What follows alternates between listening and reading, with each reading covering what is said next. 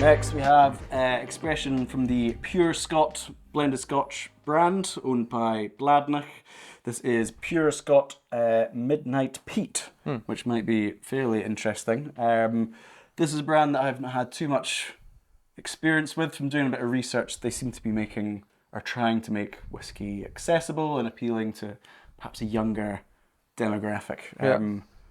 As a young person, do you feel this? Well, thank you. People normally sell the colder than I do. But no, I mean, we've had a few drams now. We've warmed up. We're talking about the brand.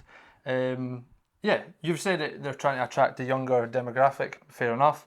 I would just like to see a bit more commitment to that. I think the idea is there. It's a fantastic idea, but they've just failed to deliver it. I think with this big huge bottle, I don't know if the camera can pick up, but the sheer volume of glass on the bottom of this bottle, it's like a lethal weapon. So I'm just try and be a bit more edgy if possible, but that's not to say the liquid's going to be bad. I'm just talking about with the look and design, feel. Whether that big chunk of glass at the bottom, is it like a stature thing to make it look bigger, and the more weight, the more quality it is? Is that all part of their thinking? I suppose by doing that they are appealing to wider audiences. If they perhaps just went purely down the edgier, more youthful, younger route, they might scare off potential clientele or potential drinkers. But if you're going to do something like there's hundreds and hundreds of other whiskies that do this, just do something to be a little bit different. I do feel like this very angular design, it's like they've thought, Johnny Walker's popular. How can we replicate Johnny Walker but not get in trouble for this? Let's do a very Is the label sideways as well? Oh, it's getting there. It's not on not perfectly. quite. But it's I think I mean the choice of brand name Pure Scot. It's obviously it is a Scotch whiskey. That's it's important, but it's almost like they were concerned that the quality of whiskey isn't good enough that people would buy it unless there's that Scottish, very obvious Scottish connection. And I suppose we are speaking on the bias. We are Scottish. Pure Scot might not appeal to us per se, but perhaps international market, maybe. I don't know. I can't speak it. And obviously with the Australian ownership, much more presence in Australia, I am sure. But for me, as you said, younger, thank you very much, younger Scotch whiskey drinker, the brand isn't doing it for me, kind of unfortunately. Make you feel the same way when you see a tin of shortbread with tartan. It's not and quite bagpipes, to that extreme. But it's playing up to a couple of stereotypes that I think we could probably move away from. Yeah, it doesn't feel overly progressive. No, does it? No. But as I say, the liquid could be the best ever. So, who knows? Don't judge a book by its ugly cover. But we'll open this up and see what it's all about. Okay. This one, so they don't want us to drink it now. No. We've offended the bottle. It's saying you're not getting in.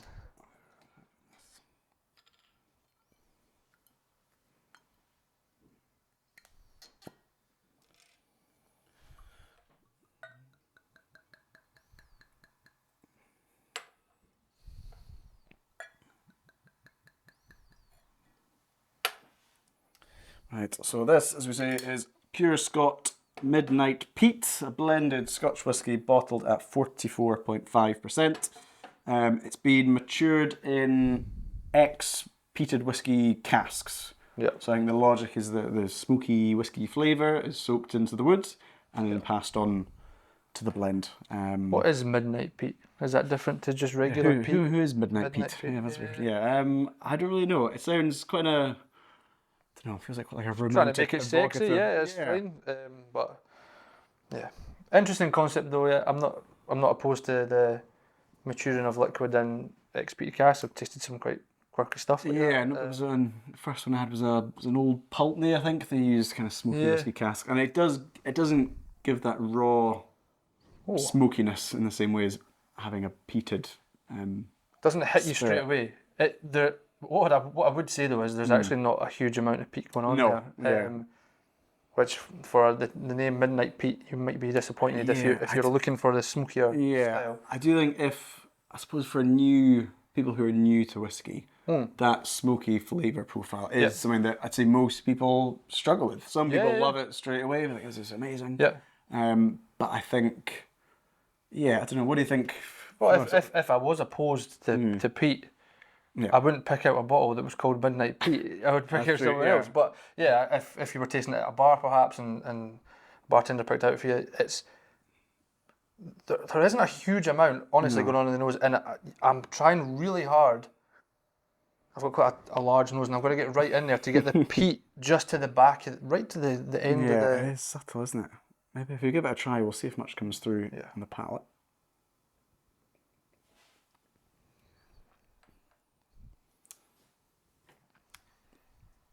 I mean, there is some. I'd say it reminds me a little bit of perhaps like Johnny Walker Black. It's more, where there is, there's kind of some, but it's not. It's more mossy in like a damp warehouse. That's what rather than peated or smokiness. It's funky. Yeah. It's but as you say, it's not. I'm not blown away of the three that we've had. The PX finish was definitely the highlight. Yep. But I'm not getting a great deal of smoke there at all. No, I do think maybe it was a deliberate thing to have, that subtle peat influence. I do think it was interesting on the back label. It says it was designed by acclaimed master distiller Nick Savage, obviously formerly of Macallan, and also in collaboration with cocktail bartenders. Okay. Which perhaps suggests that drinking it neat on its own perhaps isn't what they had in mind, but perhaps it's designed to give a slight smoky twist to a cocktail. Yeah, it's fair if you put that in something like a Manhattan or an old fashioned to make it a slight smoky twinge there, a delicate balance. But drinking it neat, perhaps Midnight Peat is lighter peat than middle of the day peat. It's fairly pleasant, but nothing. If you're a smoky whiskey fan, probably not the one for you. So you save your money and just buy Ardbeg 10.